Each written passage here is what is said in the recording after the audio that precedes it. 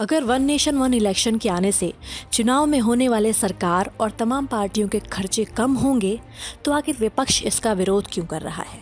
आइए जानते हैं। दरअसल वन नेशन वन इलेक्शन का विरोध करने वाले पक्ष का कहना है कि यह सरकार के फेडरल सिस्टम को कमज़ोर करेगा।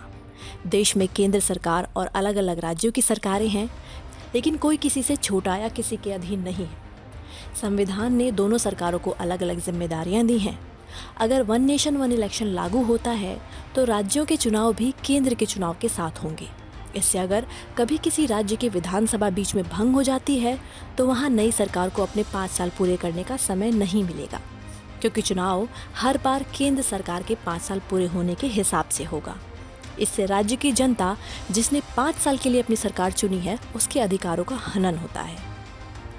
दूसरा, इससे देश के लॉजिस्टिकली और प्रशासनिक तौर पर कई चुनौतियां पैदा होंगी।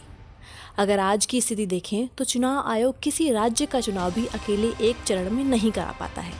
ऐसे में लोकसभा और विधानसभा के चुनाव एक दिन में कराना पड़े तो इसके लिए संसाधन जुटाना चुनाव आयोग के लिए असंभव है। तीसरा, भारत एक बनाना रिपब्लिक नहीं बल्कि एक संविधान से चलने वाला देश है।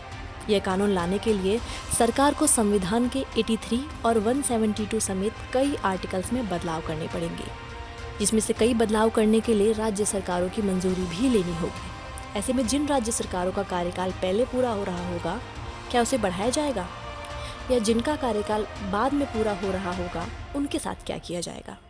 फिलहाल की स्थिति में ऐसा करना पूरी तरह से असंवैधानिक है। वहीं कई दलों का कहना है कि अलग अलग समय पर चुनाव होने से सरकार के अंदर जनता के काम न करने पर सत्ता से बाहर होने का डर बना रहता है, जो कि इससे खत्म हो जाएगा।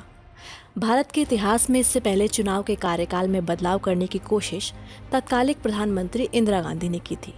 इंदिरा गांधी ने लोकसभा चुनाव का कार्यकाल 5 साल से बढ़ाकर 6 साल करने का प्रपोजल दिया था, जिससे एक ऐसी स्थिति पैदा हो गई जिसने देश को एक बहुत बड़े संवैधानिक संकट में डाल दिया था।